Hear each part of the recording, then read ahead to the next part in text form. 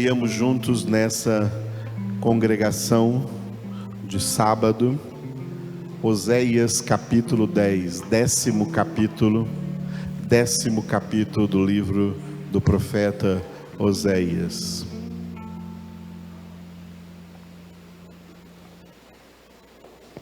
Vamos ler esta palavra e orar em favor de toda a humanidade, como é o nosso ministério de oração, em nome de Cristo Jesus. Aleluia, ao Senhor toda a glória. Oséias capítulo 10, todos juntos em oração. Israel é vide luxuriante, que dá o fruto. Segundo a abundância do seu fruto, assim multiplicou os altares. Quanto melhor a terra, tanto mais belas colunas fizeram. O seu coração é falso, por isso serão culpados. O Senhor quebrará os seus altares e deitará abaixo as colunas. Agora, pois, dirão eles: não temos rei, porque não tememos ao Senhor. E o rei, que faria por nós? Falam palavras vãs, jurando falsamente, fazendo aliança. Por isso brota o juízo como erva venenosa nos sulcos dos campos. Os moradores de Samaria serão atemorizados por causa do bezerro de Bet-Aven. O seu povo se lamentará por causa dele, e os sacerdotes idólatras tremerão por causa da sua glória que já se foi. Também o bezerro será levado à Assíria como presente ao rei principal. Efraim se cobrirá de vexame e Israel se envergonhará por causa de seu próprio capricho.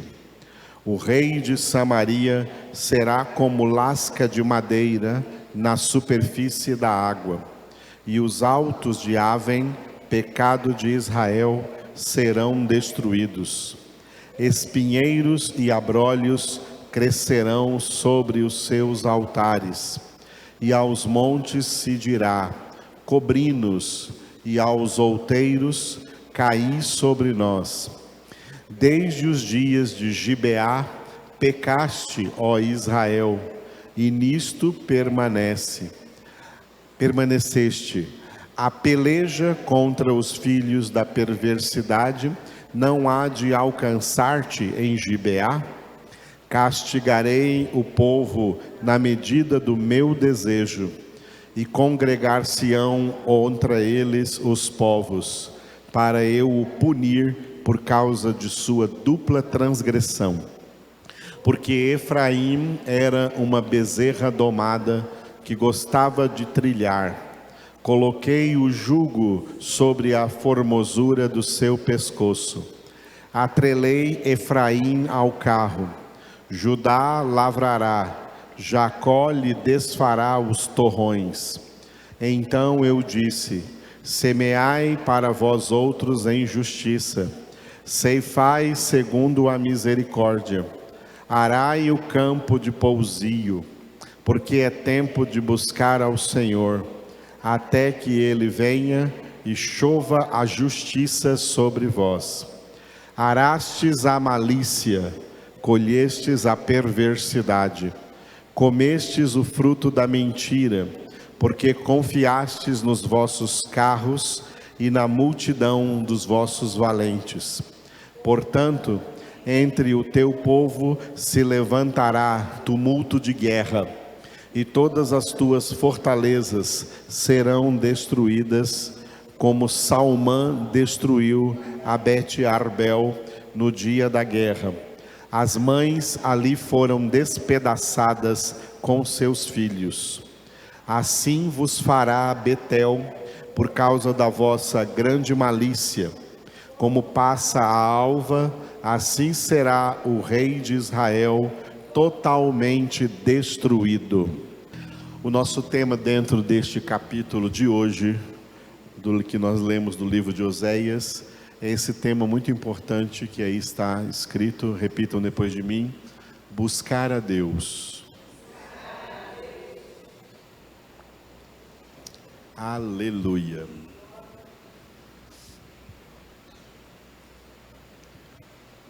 Quando o apóstolo Paulo esteve pregando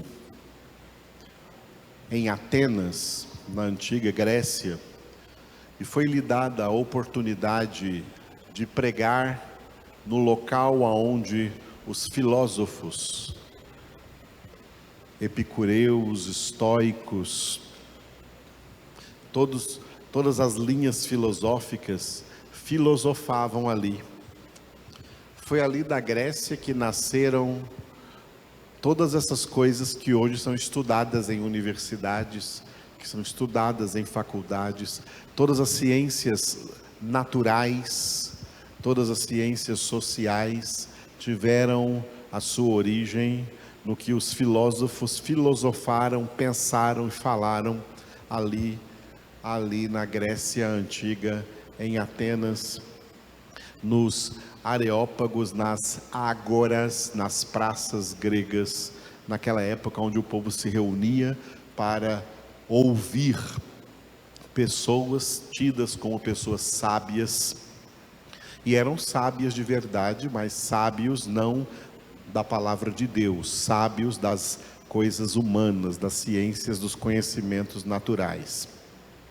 E uma das coisas que esses filósofos filosofavam ali, mas não chegavam a nenhuma conclusão, porque segundo a carne não se chega a nenhuma conclusão nesse sentido, era acerca da origem e do propósito da existência humana. A origem e o propósito da existência humana era algo que deixava os filósofos sempre em questionamento, sempre com interrogações. De onde viemos? Por que estamos aqui? Para onde vamos depois daqui? Essas perguntas não são respondidas pelas ciências humanas, pelas ciências naturais, nem pelas ciências sociais. Essas perguntas são respondidas somente pela ciência sobrenatural de Deus, pela palavra de Deus. E o apóstolo Paulo, então, como único representante da palavra de Deus, que teve um lugar, uma oportunidade de falar naquele ambiente onde os filósofos filosofavam, o apóstolo Paulo pregou a eles acerca de Deus, aproveitando um título que eles tinham lá em um altar onde estava escrito ao Deus desconhecido. E Paulo ali, ficou escrito isso no capítulo 17 do livro dos Atos dos Apóstolos, anunciou para eles esse Deus. E Paulo pregou e ensinou para eles, com toda certeza absoluta de fé e de conhecimento de Deus, qual a origem da humanidade, qual a origem de todos os homens. Paulo disse o seguinte, que Deus, esse Deus que vocês chamam de Deus desconhecido, esse Deus, de um só, Ele fez toda a raça humana para que habitassem sobre a face da terra e para que fizessem uma coisa muito importante. Esse é o propósito da existência humana, para que buscassem a Deus, para que buscassem a Deus, nem que tateando o possam encontrar, bem que não está longe de cada um de nós. Portanto, origem do homem, Deus criou o homem. Propósito da existência humana, buscar a Deus. Deus diz na sua palavra, né? E buscar-me-eis e me achareis, quando me buscardes de todo o vosso coração. O homem foi criado para buscar a Deus. O pecado entrou na vida do homem e perverteu esse propósito. perverteu esse propósito. E fez o quê? Fez com que o homem, então agora, em estado de pecado, enganado pelo diabo, que é o pai da mentira e o príncipe desse mundo, o homem enganado pelo diabo, ele pensa que ele está na terra para buscar felicidade. Ele pensa que está na terra para buscar felicidade. Quem pensa que está na terra para buscar felicidade são pessoas completamente enganadas, manipuladas, ludibriadas por Satanás, o pai da mentira. É com esse conceito de buscar felicidade que o diabo aprisiona todos eles no pecado, aprisiona todos eles na condenação e faz com que eles gastem todo o tempo da vida deles correndo inutilmente atrás de felicidade e depois morram e vão para o inferno. A felicidade leva para o inferno. O homem não foi colocado na terra para buscar felicidade. Foi colocado na terra para buscar a Deus. Deus não dá felicidade. Deus dá algo muito maior, infinita e eternamente maior que felicidade. Deus nos abençoa com imensa, gloriosa e copiosa salvação e vida eterna. Jesus não disse assim: eu vim para que tenham felicidade. Ele disse: eu vim para que tenham vida, e vida com abundância. Está cheio de gente que não tem vida, não tem salvação, não tem vida eterna, mas estão muito felizes aí na terra, enganados com essa felicidade. Felicidade não é um conceito bíblico, não é um conceito espiritual, não é um conceito teocêntrico nem cristocêntrico. Felicidade é um conceito diabólico, humanista, antropocêntrico, antibíblico, mundano, secular, sem Deus e, portanto, sem salvação. Não estamos aqui para ser felizes, estamos aqui para ser abençoados, que é totalmente diferente de felizes. E até os tradutores da Bíblia erraram muitas vezes quando colocaram conceitos de felicidade dentro da Bíblia, como por exemplo no Salmo 33:12, onde diz: feliz a nação cujo Deus é o Senhor. Não foi assim que foi escrito. Não foi escrito em hebraico feliz, porque a palavra feliz nem existe na língua hebraica. Na língua hebraica, pode existir no hebraico moderno, mas na língua hebraica na qual a Bíblia foi escrita, não existe. A palavra que foi escrita ali é: bendita ou abençoada a nação cujo Deus é o Senhor, formada pelo povo que Deus escolheu para a sua herança. Essa é a nação dos salvos. É a nação que Pedro disse em 1 Pedro 2,9, nação santa. Raça eleita, sacerdócio real, nação santa, povo de propriedade exclusiva de Deus. O conceito de felicidade é falso, mas está todo mundo aí buscando felicidade, cada um do jeito que acha que pode, ou do jeito que acha que deve. Geralmente essa busca pela felicidade incorre em ídolos, cada um buscando aí servir os seus ídolos no mundo, porque esses ídolos, segundo eles, dão a eles felicidade. Que torpeza, que perda de vida, que perda de tempo. Não estamos aqui para essas coisas, que não tem nenhuma projeção para a eternidade, a não ser para a eterna condenação, danação eterna, maldição eterna.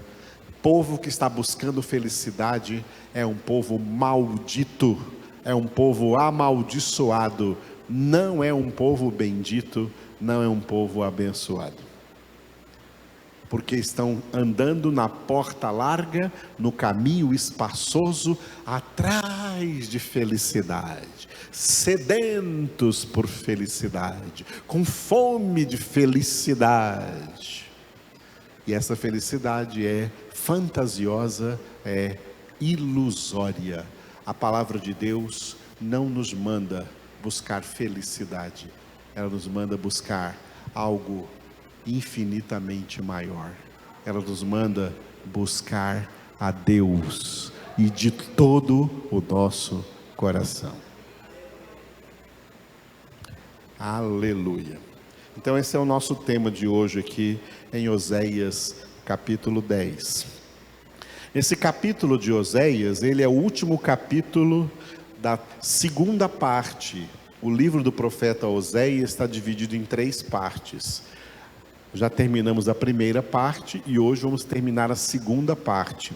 A segunda parte de Oséias vai do capítulo 8 até o capítulo 10 e o título é histórico. Esse título é, repita depois de mim, Cativeiro Assírico.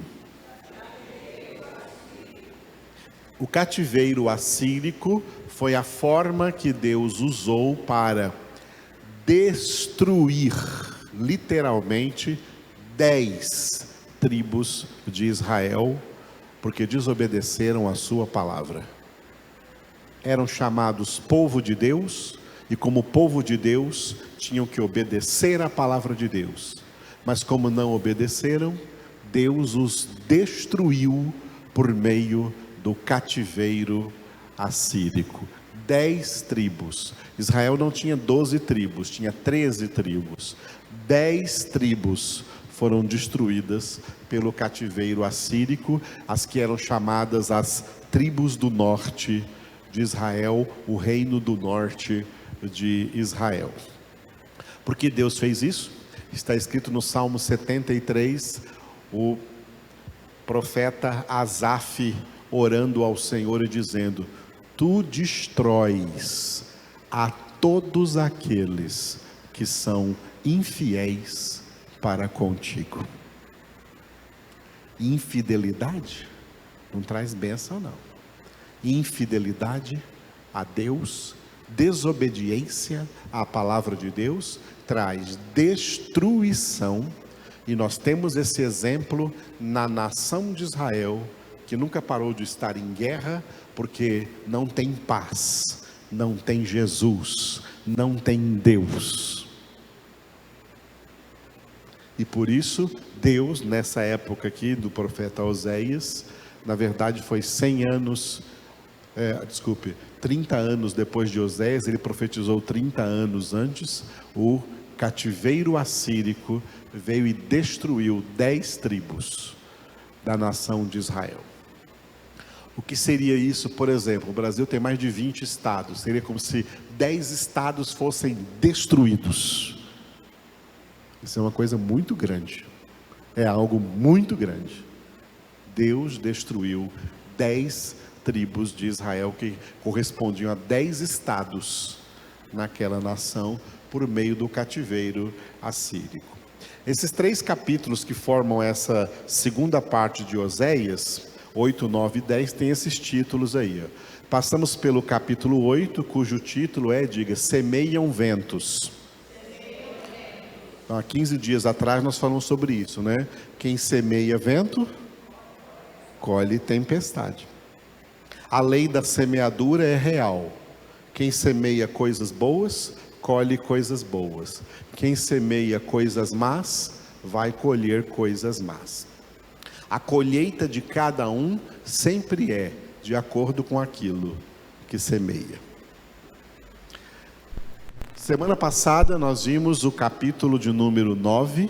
Semana passada o capítulo de número 9, cujo título é, diga, Castigo. Deus avisou para eles que o castigo deles viria, o castigo deles era o cativeiro assírico. E quando veio esse cativeiro, capítulo 10 que nós lemos hoje, eles clamaram para os montes, diga, caí sobre nós. Uma expressão que vai ser repetida também lá no Apocalipse, né, no fim da grande tribulação. Os ímpios vão clamar por avalanche, vão chegar debaixo das montanhas e gritar: montes, montanhas, caí sobre nós e escondei-nos da ira daquele que está sentado no trono e da ira do Cordeiro, porque chegou o grande dia da sua ira, e quem pode suportar?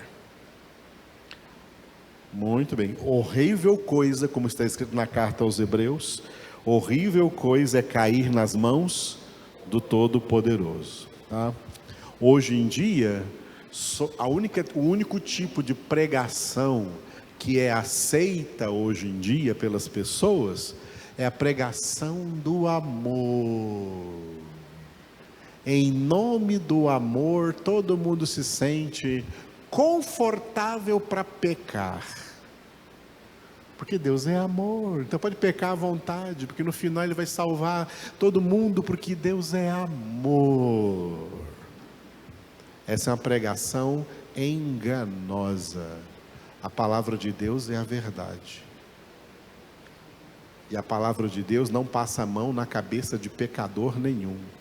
A palavra de Deus confronta, chama para o arrependimento, chama para a conversão, chama para a santificação, chama para a mudança de vida.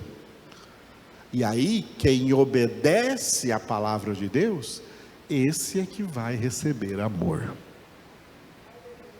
João 14, 23, foi o que Jesus disse: se alguém me ama, guardará a minha palavra. Guardar significa obedecer, obedecerá a minha palavra. E aí a esse, o meu Pai o amará, e nós viremos para ele e faremos nele a nossa morada. Os outros todos, destruição. Não tem amor. Não tem amor para quem é rebelde contra a palavra, para quem se rebela contra a palavra, para quem se rebela contra o Filho. Deus não tem filhos rebeldes. Quem se rebela, se separou de Deus, e sobre eles permanece a ira de Deus. É o que está escrito em João 3:36. Essa é a realidade, essa é a verdade, que as pessoas não querem ouvir, porque estão cumprindo as palavras que Paulo disse em 2 Timóteo capítulo 4. As pessoas estão rejeitando a verdade e dando ouvidos a fábulas, ouvindo apenas coisas que falem às suas próprias cobiças, e rejeitando o verdadeiro evangelho de Cristo Jesus. Mas pode rejeitar à vontade, o evangelho continua sendo o poder de Deus para a salvação do que crê e para a condenação do que não crê.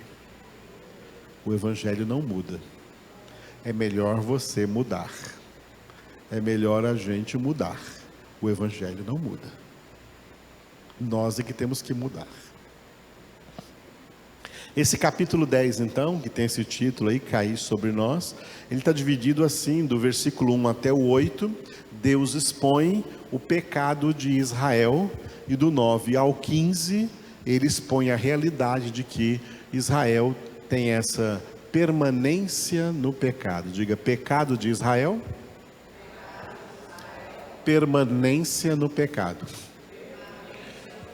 Isso significa que, apesar de Deus já ter levantado na época de Oséias, desde antes de Oséias e de Isaías, que é da mesma época de Oséias, ter levantado tantos profetas para mostrar para Israel o seu pecado, para que diante do seu pecado eles se arrependessem, ao invés de se arrependerem, eles mataram os profetas, eles puniram os profetas, eles castigaram os profetas, odiaram os profetas que anunciavam para eles o arrependimento e permaneciam no pecado. Então a mão de Deus chegou agora para pesar sobre eles que não deram ouvidos à palavra de Deus. Dentro desses 15 versículos aqui, o Espírito de Deus me conduziu a meditar com vocês no versículo de número 12. Então eu disse, Deus dizendo, tá? Semeai para vós outros em justiça, ceifai segundo a misericórdia, arai o campo de pousio, porque é tempo de buscar ao Senhor, até que Ele venha e chova justiça sobre vós. Repitam.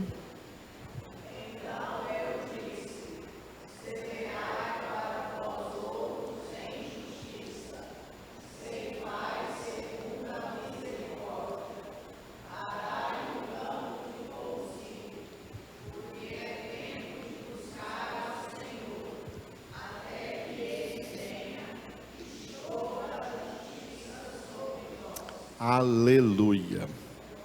Tem muita coisa aqui que podemos falar, mas vamos falar da principal coisa que está nesse versículo, que foi essa que eu sublinhei. Diga, é tempo de buscar ao Senhor.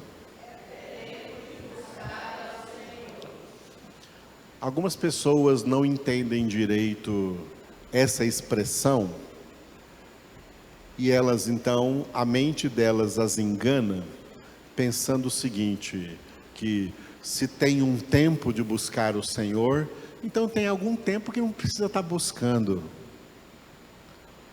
Passou um tempo que a gente não estava buscando a Deus, agora chegou um tempo da gente buscar o Senhor. Isso é um entendimento errado dessa expressão.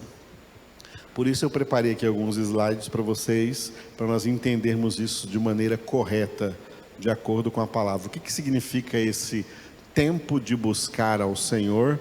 Em primeiro plano significa, diga, tempo geral. O que é o tempo geral? O tempo geral é o tempo que começou aqui em Gênesis capítulo 1, versículo 1, com um ponto chamado princípio.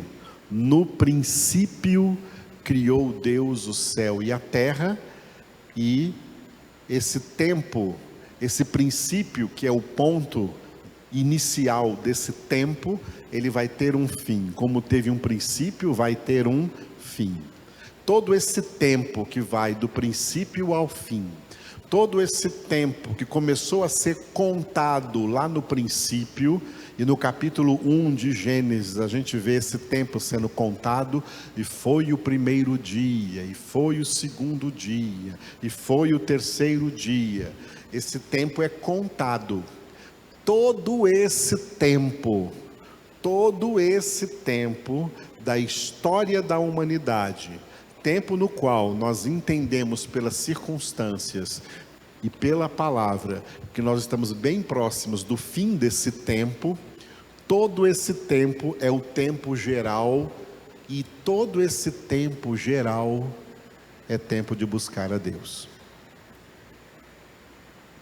Então diga, todo tempo é tempo de buscar a Deus.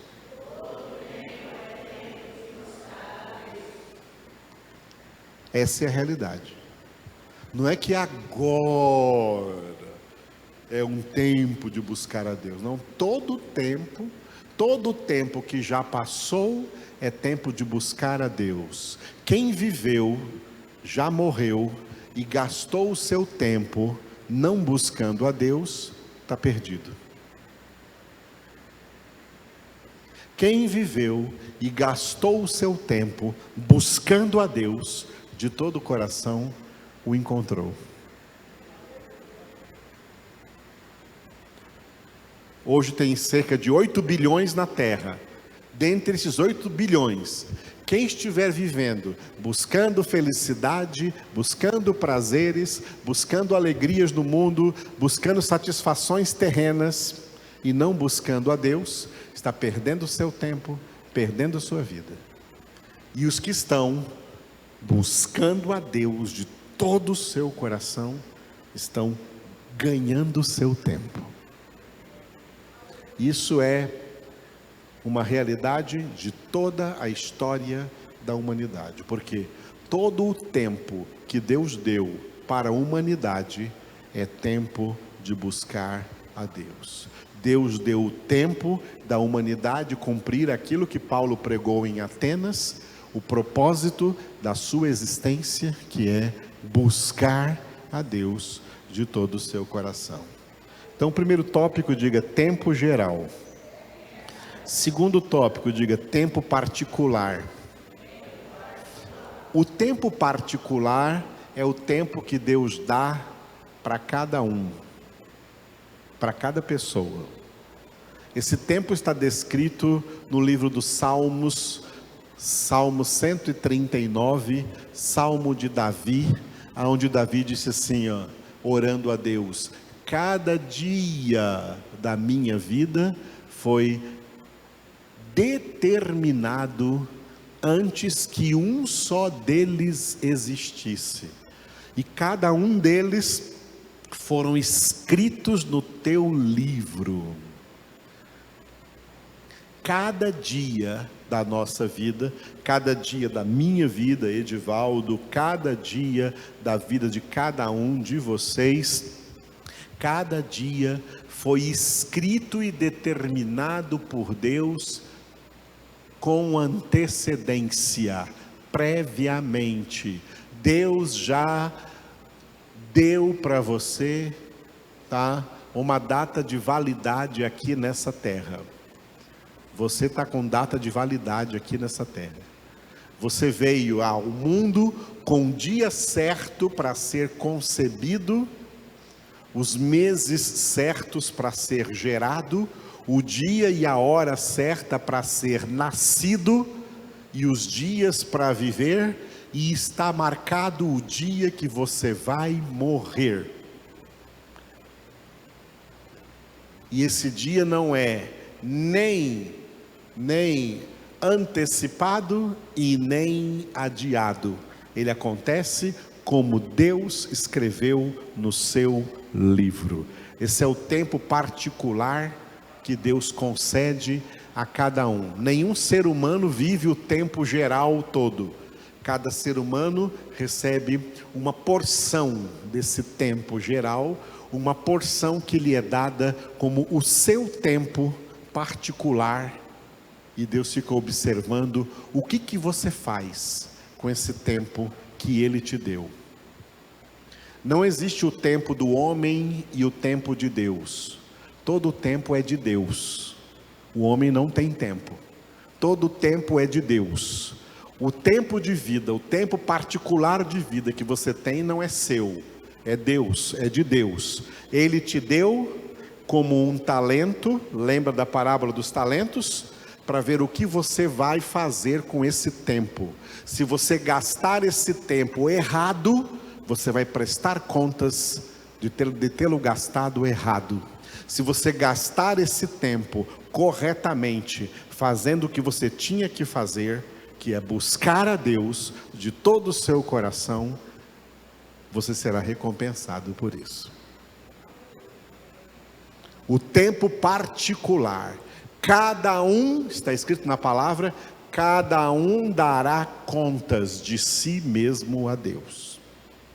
Sabendo disso, Moisés, como autor do Salmo 90, orou no versículo 12, pedindo: ensina-nos, Senhor, a contar os nossos dias, para que alcancemos coração sábio. Porque o mundo está lotado de nécios.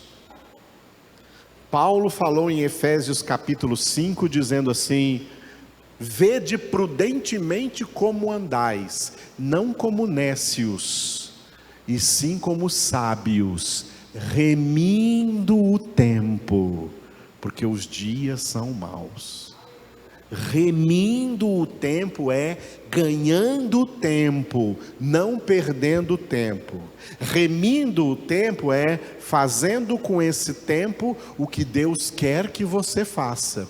Buscando nesse tempo o que Deus quer que você busque, e não outras coisas que Ele não quer que você busque. Esse é o tempo particular. A cada um é dado um tempo. A uns é dado menos tempo, a outros é dado mais tempo. O Salmo 90 coloca um cálculo entre 70 e 80. Mas muita gente morre antes dos 70 e muita gente, talvez não muitos, mas alguns morrem depois dos 80, chegam aos 90, passam dos 100. Tudo bem. Mas mesmo assim, cada um recebe de Deus um tempo determinado. Você está vivendo esse tempo, tá? O aniversário não era uma data para ficar cantando parabéns para você. Era para cantar ai de você se não estiver gastando bem o seu tempo. Porque os seus dias estão passando e estão acabando. O que você fez até agora com o tempo que Deus te deu?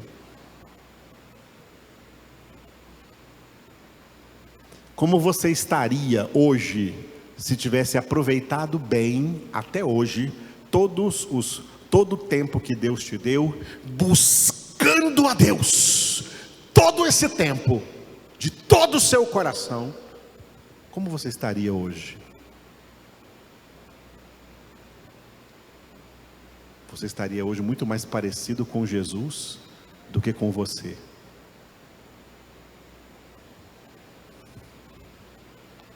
Então, não perca tempo, hein? Estamos aqui para usar o tempo que Deus nos deu para isso.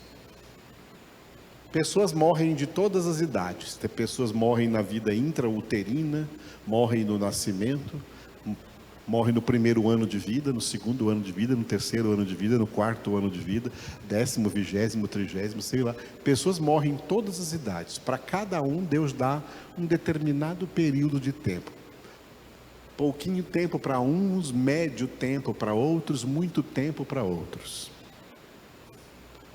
Mas todos terão que responder diante de Deus do que fizeram com o tempo que o Senhor lhes deu.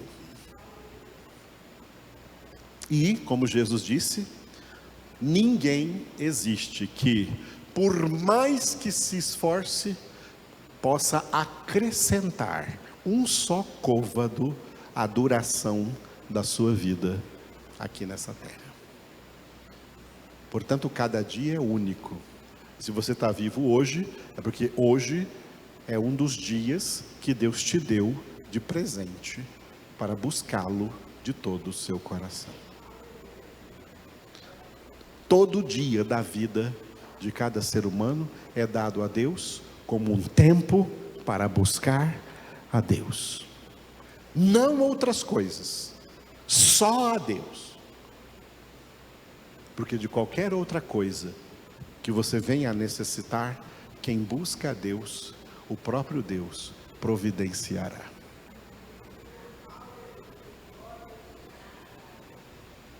Então diga, tempo geral, tempo particular. Medite no seu tempo particular, tá? E agora nós temos 3 tempos situacionais. Aqui você tem, diga, tempo situacional 1. Esse primeiro tempo situacional aqui tem o título de, repita, pecado.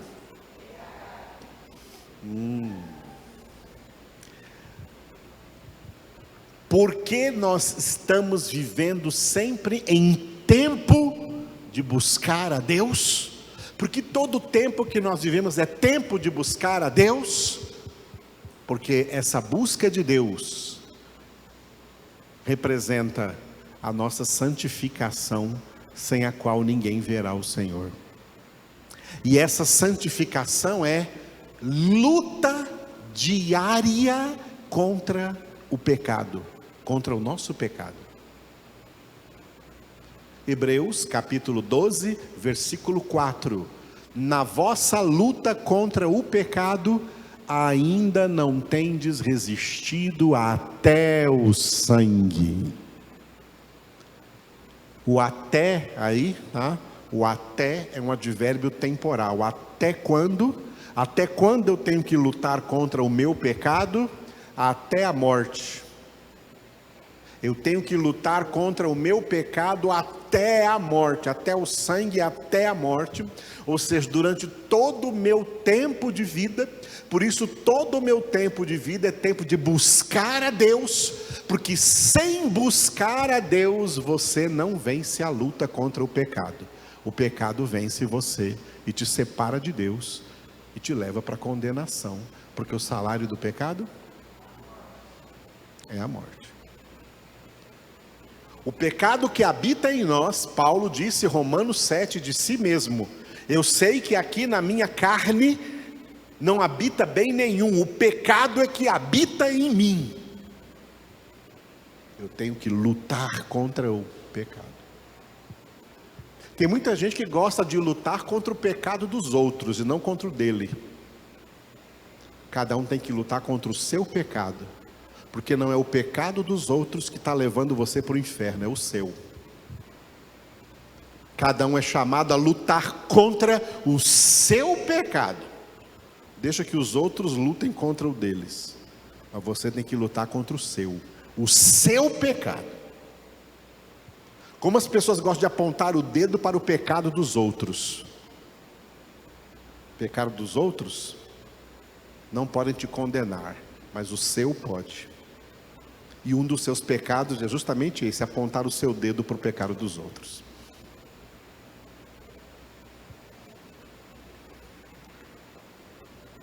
O que você vai fazer com o pecado dos outros? Atirar a primeira pedra? Só quem não tem pecado é que pode atirar a primeira pedra. Todos têm. Então cada um tem que tratar do seu problema. Cada um tem que tratar do seu pecado. Porque é para isso que Deus está te dando tempo de vida, para se santificar do seu pecado, para crucificar a sua carne, para dizer não ao seu pecado e ser fiel a Deus e a sua palavra. Aleluia. Agora diga, tempo situacional 2. Diga, secularismo. Porque nós vivemos sempre em tempo de buscar a Deus? Por causa da situação pecaminosa do mundo. Por causa desse sistema criado pelos homens sem Deus. Esse sistema criado pelas pessoas em pecado. Para viver suas vidas num falso conceito de liberdade, de que são livres para fazer o que quiser, para escolher o que quiser, para viver do jeito que quiser, para ser o que quiser, enganados pelo diabo. Esse sistema criado por esse estilo de vida das pessoas sem Deus se chama secularismo. Por isso Paulo disse em Romanos 12:2: não vos conformeis com este século. Secularismo vem de século. Não vos conformeis, não vivais da mesma forma que as pessoas neste mundo estão vivendo, porque o jeito que elas estão vivendo é um jeito totalmente afastado de Deus, totalmente sem Deus. Esse é o secularismo. É uma palavra técnica, uma palavra mais comum seria mundanismo.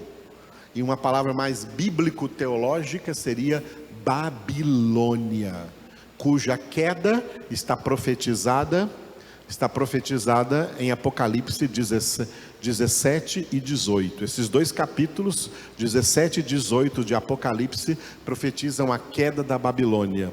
Babilônia é uma palavra que traduzida para o português significa terra da confusão. O mundo é a terra da confusão. O que é confusão? O que é confundir? Confundir é fundir junto com. Isso é confusão. As pessoas sem Deus nesse mundo estão fundidas juntas, unidas juntas, fundidas juntas na mesma realidade pecaminosa, abominável, aos olhos de Deus, seguindo, como Efésios 2:2 diz, o curso desse mundo, segundo o príncipe da potestade do ar, do espírito que agora atua nos filhos da desobediência. Por isso, Babilônia, terra da confusão, onde toda a humanidade está confundida no mesmo império, o império das trevas. Por isso João disse, 1 João 5,19, sabemos que somos de Deus, mas o mundo inteiro jaz no maligno. Estão fundidos juntos nessa mesma realidade secular, mundana, afastados de Deus. Por isso essas pessoas criam um certo clima de existência humana, de vida social, aqui nessa terra, que é um clima pecaminoso, regado a músicas do mundo, regado a novelas, regado a bebidas, regado a drogas, e regado a um monte de diversões que vão mantendo as pessoas divergidas de Deus, separadas de Deus, e assim a sua vida vai passando, e nós, filhos de Deus, por vivermos em meio a essa realidade, todo o tempo que vivemos aqui é tempo de estarmos buscando o nosso Deus. Todo dia, todo tempo, todo momento da nossa vida. Eu vou tirar um tempinho para buscar a Deus. Não, é todo tempo, é para buscar a Deus. A realidade exige isso. E agora diga, tempo situacional 3. Tem uma palavra grande ali, diga, contemporaneidade.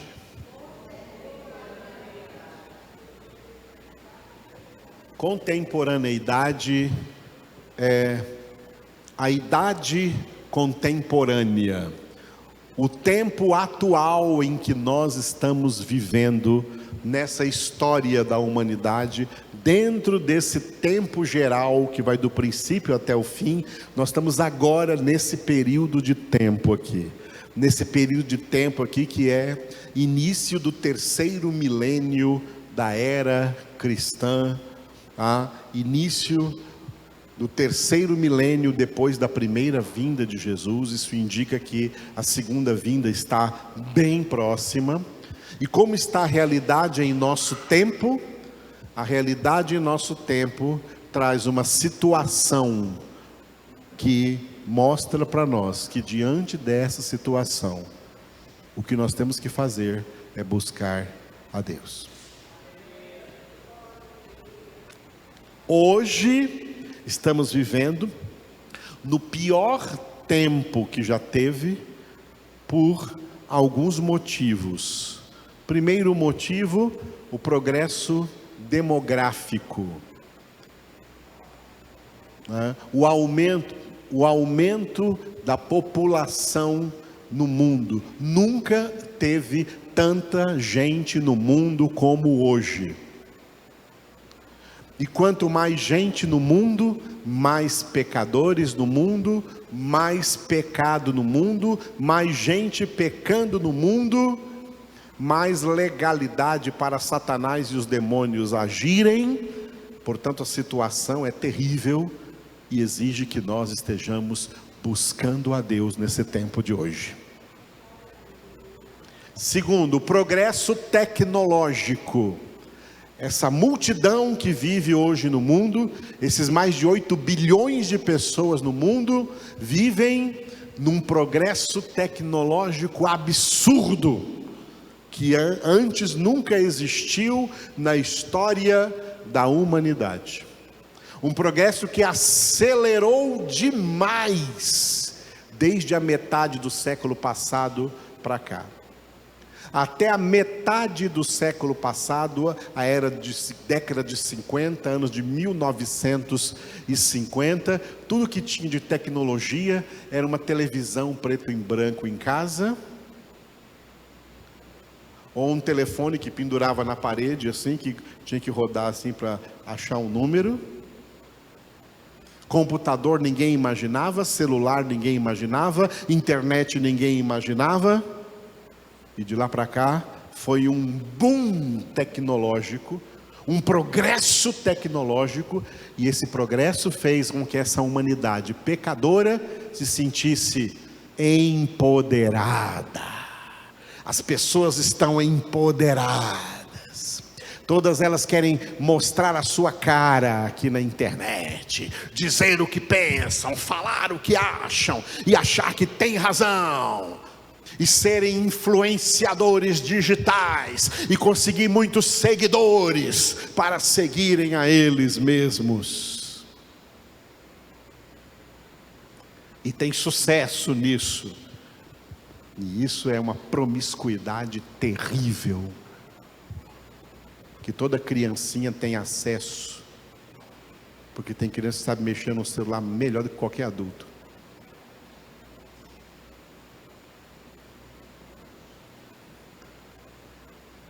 Por isso é tempo de buscar a Deus. É tempo de buscar a Deus. Tempo de desligar isso aqui e buscar a Deus. Se ligar no trono da graça e da glória do Pai. Tempo de buscar a Deus. Terceiro motivo, por causa desse tempo situacional 3, o que Jesus profetizou em Mateus 24. Quanto mais próximos do fim estivermos, mais ocorre a multiplicação da iniquidade. E por se multiplicar a iniquidade, Jesus disse, o amor de quase todos se esfriará. Por isso é uma terra onde está todo mundo se odiando, até dentro das próprias famílias, até dentro de igrejas, até onde deveria haver paz, tem gente se odiando, porque a promiscuidade, a iniquidade está se multiplicando, e isso faz com que seja urgentíssimo que nós estejamos de todo o coração comprometidos em buscar a face do nosso Deus. Em buscar a Deus de todo o nosso coração. Tem muita gente por aí que não está buscando Deus, está buscando favores de Deus, está buscando bênçãos de Deus, está querendo comprar bênçãos, tentando pagar propinas sacrificiais. São corruptos espirituais. Querem bênçãos de Deus, mas não querem Deus. Não querem a sua palavra, não querem o seu evangelho, não querem o seu conhecimento. Essas pessoas são tão ímpias quanto qualquer ímpio no mundo, porque querem usar Deus como marionete para a sua própria felicidade. E o homem não está aqui para buscar felicidade, está aqui para buscar a Deus. E buscar a Deus de todo o coração. Glória a Deus. Então, diga de novo: todo tempo é tempo de buscar a Deus. Aleluia. E agora é ainda mais urgente que nós busquemos o Senhor.